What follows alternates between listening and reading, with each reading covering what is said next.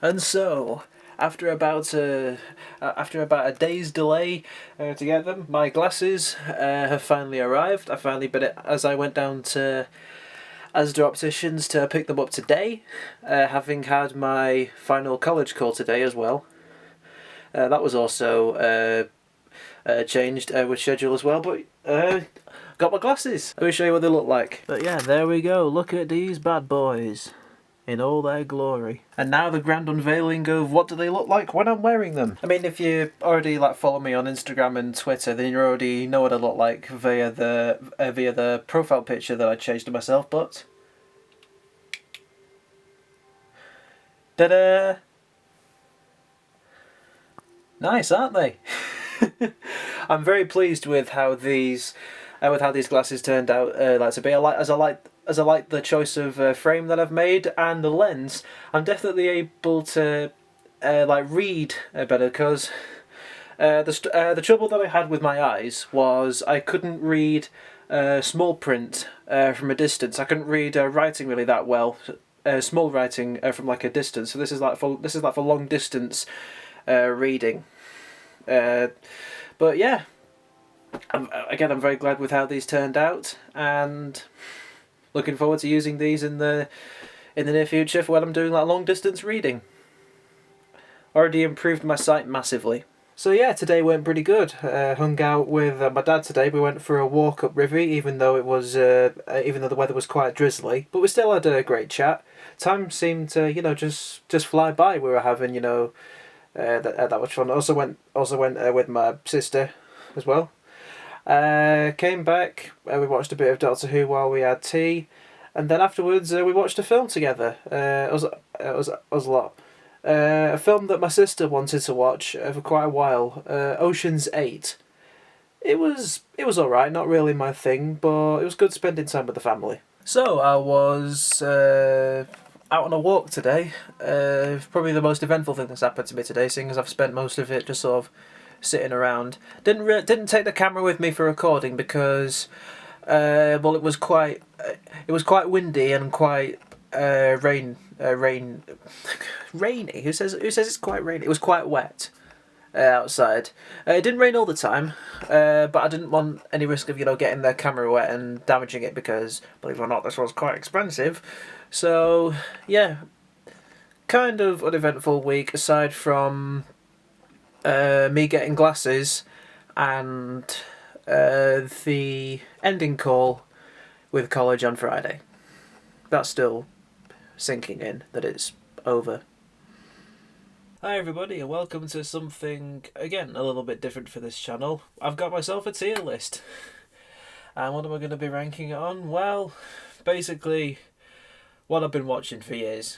Obviously I haven't been watching consistently. I've sort of stopped around about series 10, I want to say. Obviously you move on from stuff when you're a kid, but I still go back to the original series and all that.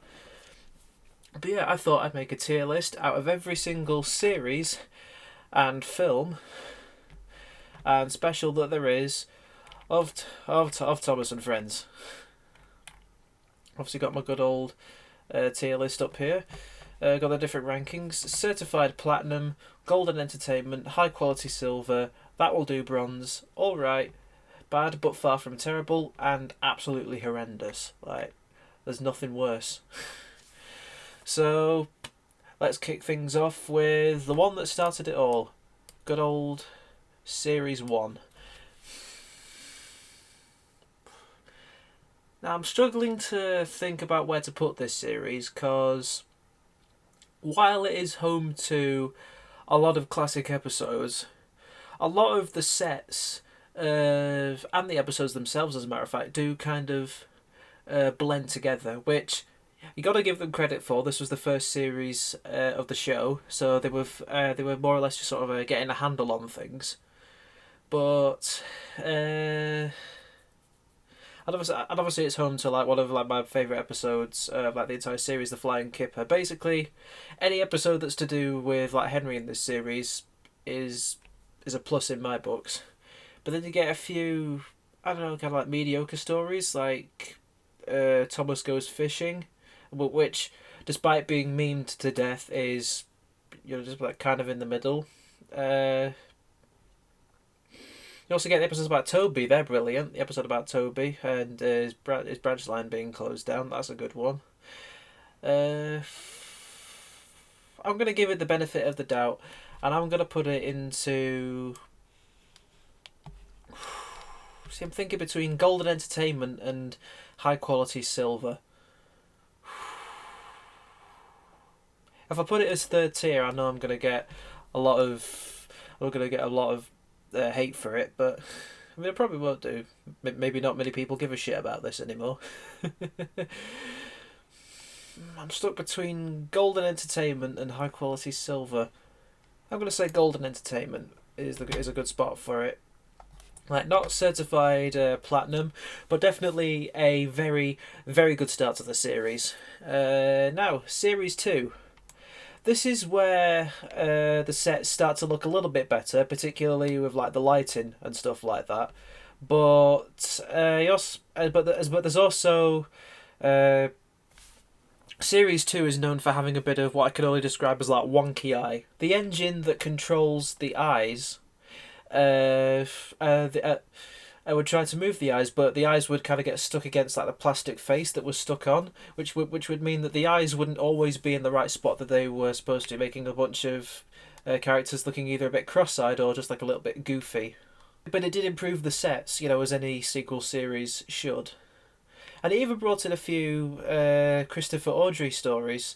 Some people aren't really a fan of those stories, but I found those stories okay. Although it is home to what I think is like the most mediocre or like the worst episode of like the classic series, like Thomas and Trevor. I found that was pretty dull. But again, you also got to think about for the different things that it brought. I'm going to say it's on the same level as Series 1, Golden Entertainment. Because wonky eyes aside and Christopher Audrey stories aside, yeah, it's pretty good. It is a very, very entertaining series. I enjoy it. Like whenever I sit down to watch the episodes from the classic series, any episode that's from Series 1, any episode that's from Series 2, I know I will enjoy as much as Series 1. Series 3, putting it as certified platinum. Now I know I might get a lot of questionable looks from that. Thinking why you put it up there, because it wasn't all Reverend Audrey stories or Christopher Audrey stories. It was stories that were also written by David Mitton or like Britt Allcroft or like other people. Like it wasn't like that was one of the things that the Reverend Audrey criticised like Series 3 for, why he didn't really like it, because it wasn't made entirely of like his stories. But I want to say that they did a fair attempt. For the first attempt writing their own stories for the series, I'd say that they did a fair attempt with it. Not to mention, I'm quite nostalgic for Series 3. It's home to a lot of many of my favourite episodes of the series. Escape, Thomas Percy and the Post Train, especially Henry's Forest. That's my favourite episode of the series entirely. And it was the introduction to Oliver, a Great Western engine who I find much more entertaining than Duck. Yeah, I just feel like it sits comfortably there. It's also, as we all know, is like being like the first series to be narrated by Michelangelos, may he rest in peace. And for his very first attempts at narrating it, taking over from Ringo Starr, you can hear the energy that he has from this. I mean, that is if you listen to the actual series itself, rather than like the early takes they did, which I'm sure you can find somewhere on YouTube. But yeah, that is where I put Series 3. It's one of my favourite series especially compared to like the other two series. Not that these are bad, not that Series 1 or 2 are bad. They're obviously Golden Entertainment, very, very high quality. But Series 3 just has that little bit more that's special to me. Right. Series 4. Obviously, big step up in the set production. What I believe to have some of the best sets in the entire series. Also, the introduction to the narrow gauge engines. And while you can definitely tell that there was some kind of mismanagement with, you know, how the first half of it consists of narrow gauge episodes, and then the other half is just a bunch of, you know, like random stories spliced together. As I'm putting this up with like series 3, because again it is definitely one of my favourites. Episodes from series 3 or series 4 episodes that I definitely can go back to and watch to as I watch the most. Like you could show me any episode from like this series, and I'd sit down. I would like sit down and watch it with like with a smile on my face. Series 5, a lot of people's favourite series. It's the first series to air after Wilbur Awdry's death, the first series to be made entirely out of originally written stories, and I'm going to be controversial and put it below series 3 and 4. Because some stories in this are entertaining, some are questionable. And while the set design obviously took a big step up in production, again, I feel like the stories that they had to tell, not a lot of them were that exciting to watch. And maybe this is probably just my own sort of bias against this. But, but back when I watched a lot of Series 5 episodes when I was a kid, I would be skeptic to watch them in case any of them would give me nightmares, because a lot of them were a lot of them were either intentionally scary or unintentionally scary, particularly James and the Trouble with Trees. So yeah, not as good as Series 3 or Series 4 in my books, but definitely golden entertainment, definitely contains golden episodes from like the series itself. Seeing as we're going in like chronological release order, you know what that means we talk about next? We talk about very first and probably last time they ever got a feature-length film, Thomas and the Magic Railroad. Fun fact, this film actually came out the year I was born, the year 2000. Yeah, it came out in the year 2000. And I remember watching this as a kid, and looking back on it now, I mean, obviously you can look back on things that you watched as a kid and think that they're not as good now, which a lot of the times that is the case. But I don't know, now that I've been studying media, there are some certain aspects of this that I can respect. Like the music, for example. I can't remember the name of the guy that did the music for this, but he did a phenomenal job, even if a lot of it didn't really feel Thomas themed. I enjoy like looking into like behind the scenes stuff of like how it was made. I especially find the story of its original like script and, you know, its original ideas of what it was going to do with like the cast, the story, and stuff like that. I find reading it up on that very interesting, and I would have preferred that the script that was originally written by Britt Allcroft, which you can find somewhere, was actually released instead of this. But curiosity aside, I can only really put this in the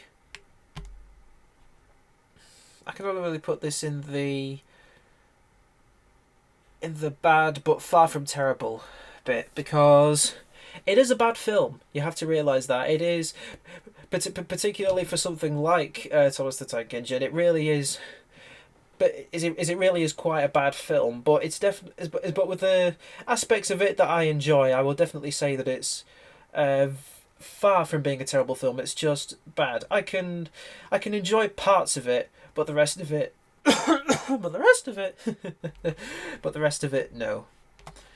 Okay, continuing on in chronological order, we have Series 6. One of the more uglier series, if I'm going to admit, in terms of its sets.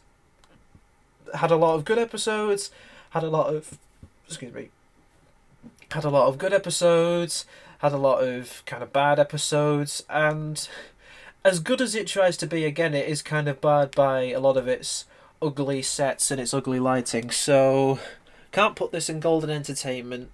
I'd say this goes in So I want to say high quality silver because there are good stories in this that you can enjoy if you look past the terrible sets. That will do bronze or high quality silver. I'm stuck between these two for Series 6. I'm going to say high quality silver. Yeah, I'm confident with putting it there.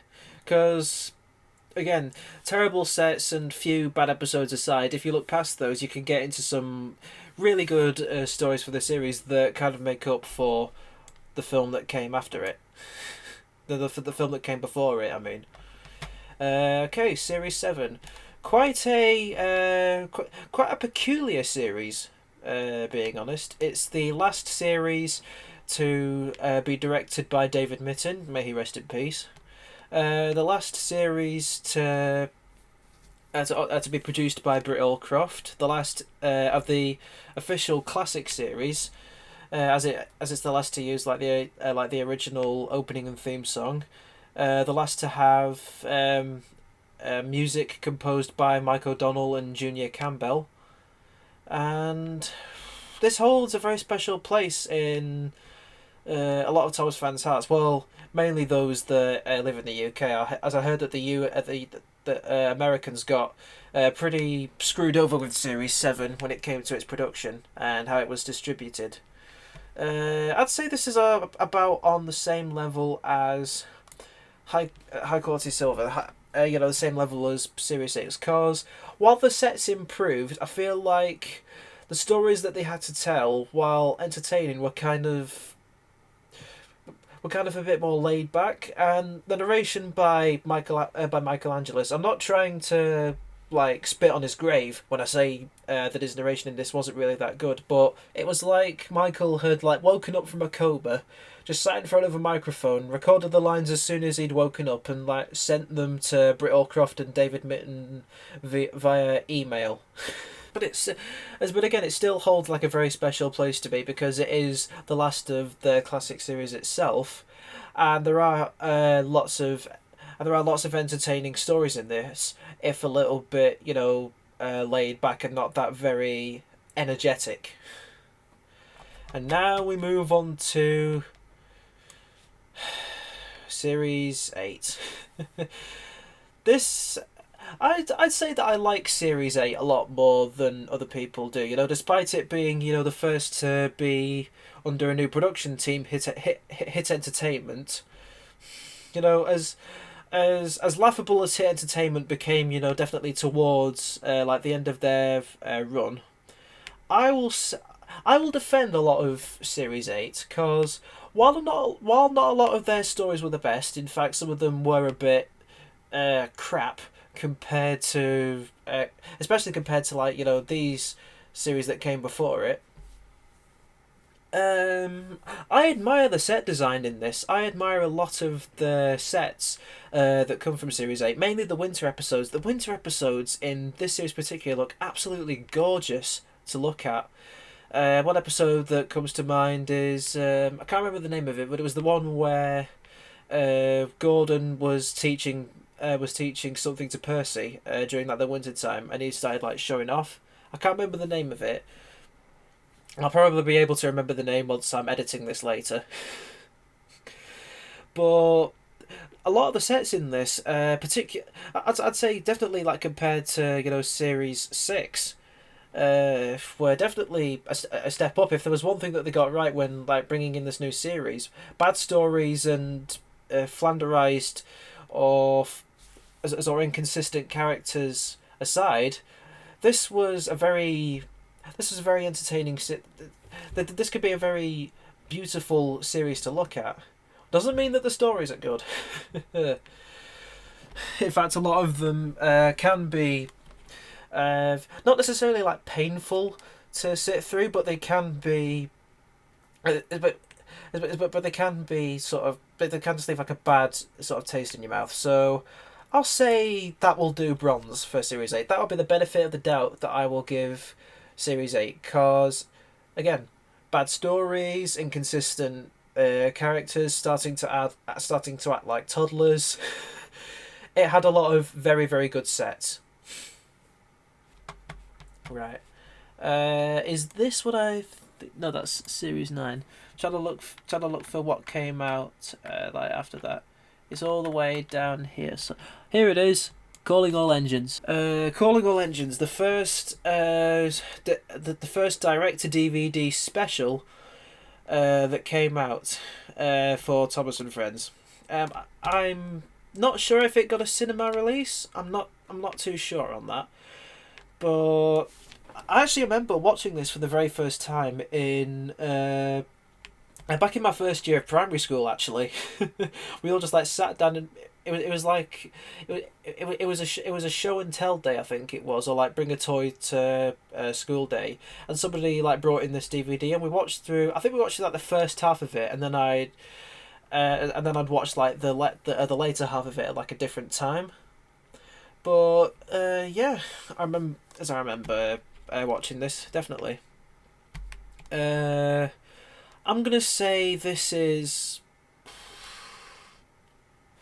bad but far from terrible, because it has the same set design as Series 8, but I don't really like the way that it tries to make those educational segments as if it's for toddlers. Because again, because I know that the target demographic, like once Series 8 came around, changed from like young kids, went from kids to even younger kids, toddlers. But that made me feel less. That made me feel like I had less dignity watching it. I'm saying less dignity, and I'm talking about watching a show that's to do with like talking trains. But this didn't make me feel, proud to watch it. I didn't feel proud to like own this. Like if people were to ask me like, do you like this? I probably would have said, not really. What really frustrated me about it was like the songs that were in it. Now, this was like the first of the specials to like feature like songs in it, about on the same level as the roll call song that was introduced as a new theme song for Series 8, which I fucking loathe. I can't stand the roll call song. It's if it just thinking about it gets me agitated, which is why I put it in bad but far from terrible, simply because it has the same set design as Series 8. When it comes to Series 9 to Series 11, it is very, very hard for an episode to distinguish itself as part of that series, simply because every single one of the episodes from Series 9 to Series 11 looks the same. I'm just saying that now. Like, there's probably like some sort of key differences like between the series, like some maybe like to do with the lighting, which got a bit uglier, not gonna lie. But yeah,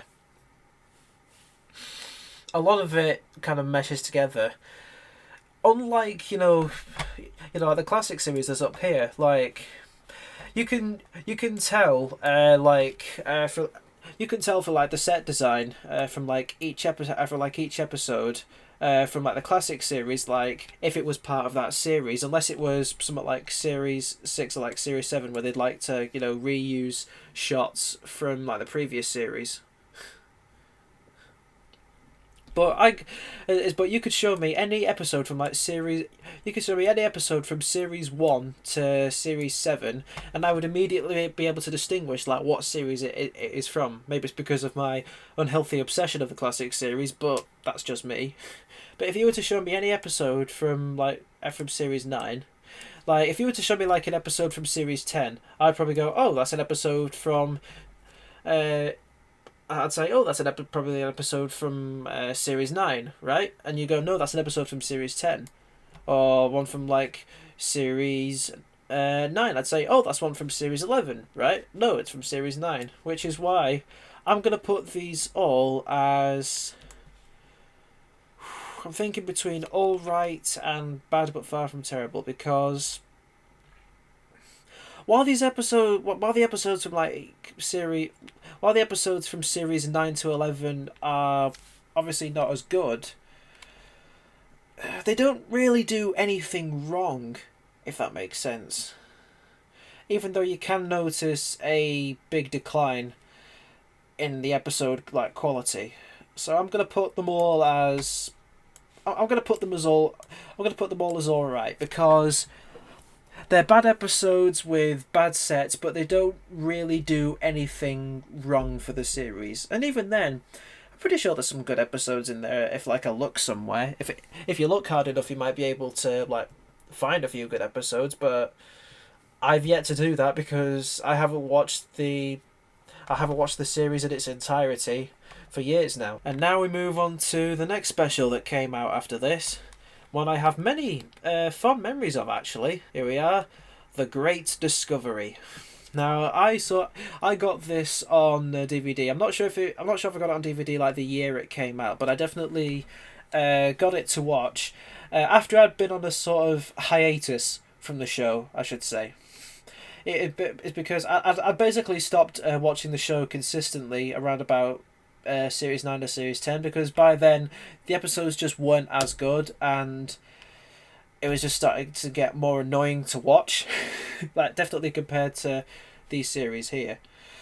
And I'd say that this sparked my interest again. It wasn't it definitely like wasn't the best.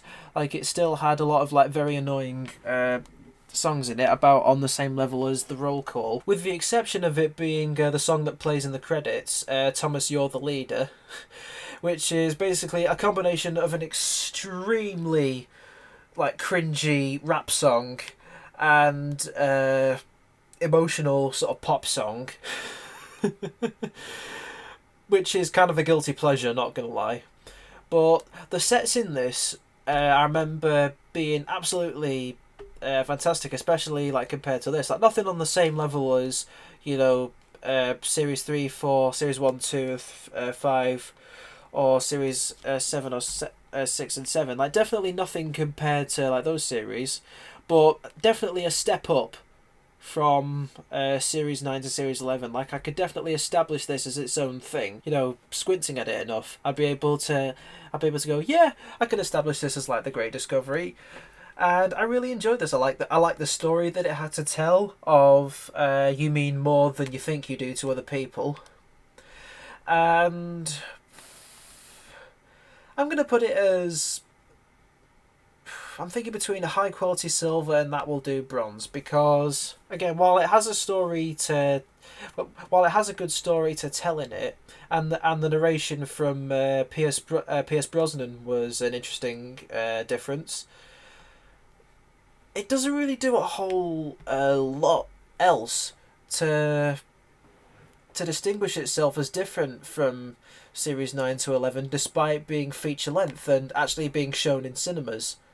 Because it actually did get shown in View cinemas for a short time. Actually, I feel like if I was to look past the annoying songs in this and look past a lot of its mediocrities, I could go back to watching this about as often as I would like Series 6 or Series 7. Like, obviously, like, not a lot, but I hold a lot of good memories and good thoughts about this. So I'm gonna put it as high quality silver. Alright, and now we got Series 12, Horrendous. First of the horrendous stuff. I did not like any of what it was going for, trying to put. At first, you know, when it came out, I thought, oh, it's really cool that they're, you know, getting to like CGI the faces on top of the models. But when you grow up, you realise that shit doesn't mesh well at all. It's ugly. It's ugly. Sometimes, honestly, kind of frightening to to watch. And not to mention, it's inconsistent. Like, there's some points where they CGI on the faces, and other times when they don't. So you're thinking, so why did they do it in the first place then? And not only that, but this is the first point where the story started to take a really, really, really big decline in quality, like more so than with Series 9 to Series 11 here. So I'm putting it as horrendous. Hero of the Rails, the first of the CGI series, the first Thomas and Friends story to be entirely in CGI. I I remember, I remember getting this on DVD like the day it came out and being really, really excited to watch it, but also being sort of unsure. Actually, big memory with this film. This was the first film that I watched little clip bits of online, because there were clips of the American dub, like the US dub, like lingering about on websites like YouTube and Dailymotion. And that was how I watched like bits of it for the first time. It was the first time that I learned about the American dub to begin with. That Thomas and Friends actually did have an American dub. Definitely, definitely not horrendous. It doesn't. Its story quality that it has to tell with Saving Hero is definitely not on the same level as Series 12. Definitely not a bad film to watch. Definitely entertaining to a degree. The songs in it are, while not as annoying as like the songs in like The Great Discovery, still aren't really that good, and the CGI animation, while good at the time, definitely looks like it's aged quite a bit. I'm gonna put it as that will do bronze. I feel that's the kind of vibe that I think this film gives off. Like the animators or like the development team that were working on this, despite it being Thomas's like CGI debut, I could see I could see them like working on this with a that'll do vibe, like they put it together before the release and would go, yeah, that'll do, as opposed to what can we do more of with this. Is it? So yeah, that's where I'll put it. Series 13, horrendous. Crap stories, crap animation, and just being unpleasant to sit through. The same for Misty Island Rescue, horrendous. Season 14, completely horrendous. I'm basically just going to do this for a lot of... Day of the Diesels, horrendous. Series 15, still horrendous. Oh, just remembered now. After Series 15 came Blue Mountain Mystery, which I only discovered of simply because the character one of the characters that they focus on has the same name as me. One of the engines. That's only the real reason. One of the real reasons that I remember this story. Simply, one of the engines in this story, having the same name as me. And you know what? I want to say, this was actually fairly good. I definitely wouldn't say, like fantastic. But the story that it had, but the story that it had to tell was definitely good for the first 2 acts. I'll definitely put it as that. It was also the return of the narrow gauge engines, who basically hadn't been seen since like series 12. They'd been because they hadn't bothered to like give them like renders. They hadn't rendered them into CGI yet. And you know what? I'll put this as high quality silver. I definitely won't go back and watch it as much as Series 3, Series 4, 1, 2 or 5, but I'd go back and watch it about the same way as I would Series 6, 7 and The Great Discovery. It's about on that kind of level. And yeah, I'm so happy. I'm happy putting it there.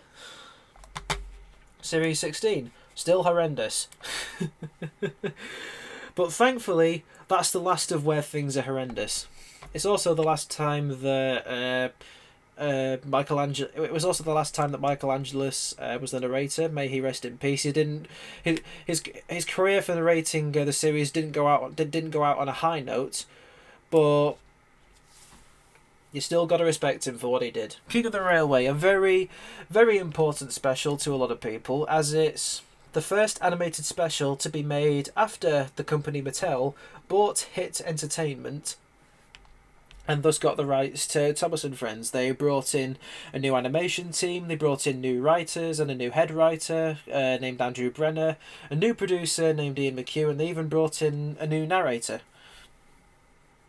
And for what they did, I'll definitely say it was okay. I'll say it was alright. It was a very misjointed story to tell, but you can definitely see the quality in this definitely stands out compared to the shit down here. In fact, you know what? I'll put it as that will do bronze. Because despite it being misjointed, it is incredibly entertaining to watch. Series 17. The series that I haven't seen an entirety of, but a step up from a bunch of crap that's down here. And while it did falter a bit, like you can tell, like the new writing team are definitely being a bit experimental with it. I'll say it's around about here. It still has a bit of this level of like quality here, like Series 9 or like Series 11, but it doesn't look anywhere near as ugly or like blends together as much as Series 9 or Series 11. Which one came next, I want to say. Where is it? Ah! There it is. Hold on, let me just scroll back up. I'll be able to pick it out for you. Tale of the Brave. A massive step up in story, and actually being one of the first of like the animated Thomas stories to actually make me chuckle a little bit. Like this one was actually able to make me laugh at certain points, and the story that it had to tell of being brave, that hence the name Tale of the Brave. I'll put this as high quality silver, same level as these guys. Series 18. I will say that will do bronze, because if there's one thing that it did right, it was a step up from Series 17 right here. The next one to come out after that was, I'm trying to remember which one it was. I think it was. The adventure begins. Definitely a very special animated film to me. Not just because it retells, like a bunch of the stories from like the classic series themselves, but it actually made me feel like I had dignity being a Thomas fan again. Like I was able to watch this with a load of dignity. I wouldn't say that it's I wouldn't say that it's a certified platinum. Like Series 3 or Series 4, but I'd definitely be able to sit down and watch bits of it on the same way that I would Series 1, 2 and 5 and stuff like that, because for how hard it was trying and how much it was appealing to like the show's fans, who have basically been watching since the original series, I feel like for what it did absolutely magnificently, so I'm putting it straight there. Series 19, I'm going to put on the same level as... Again, I haven't really watched it as much as the other stuff, which kind of seems a little bit unfair for me to criticise it this way. But I'm going to put it on the same level as these right here, because it is still really high quality entertainment, but still on about the same level as this stuff and nowhere near as good as this stuff here. Then came two specials. Sodor's Legend of the Lost Treasure, I enjoyed quite a lot. I'm willing to look past that one annoying song that's in it about the little engines, but the story that it has to tell is as epic as epic can be.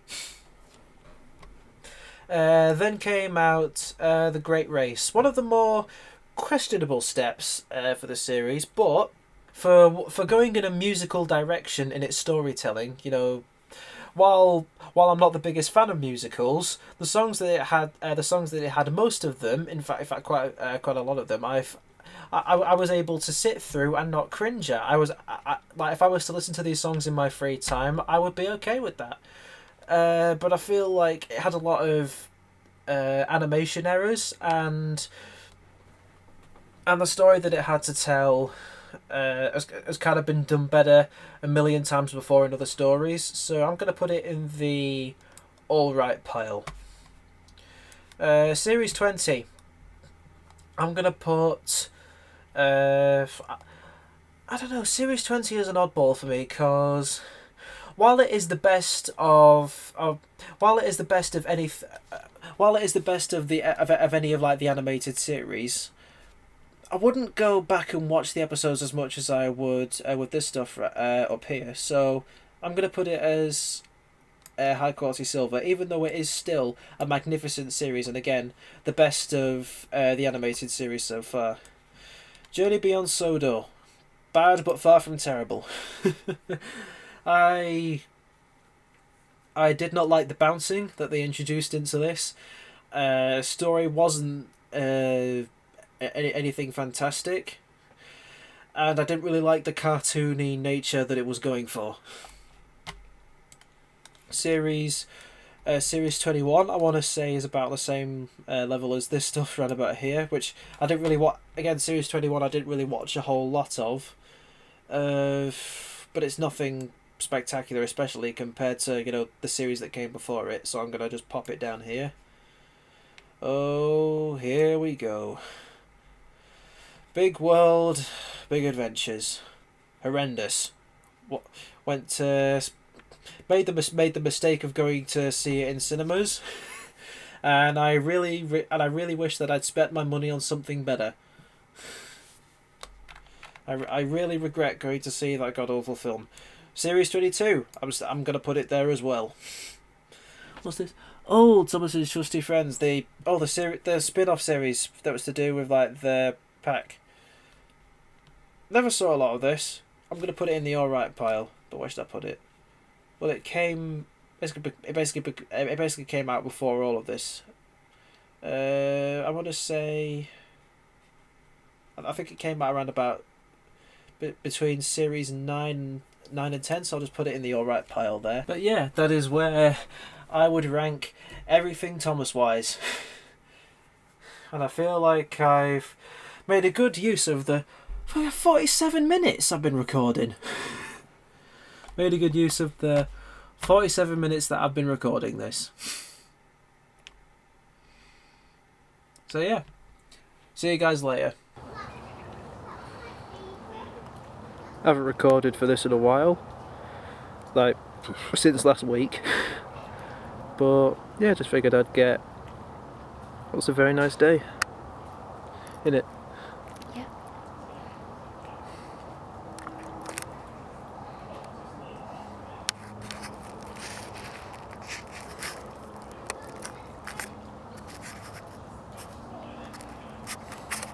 It's definitely a more relaxing atmosphere to be in than Skem, isn't it? Definitely.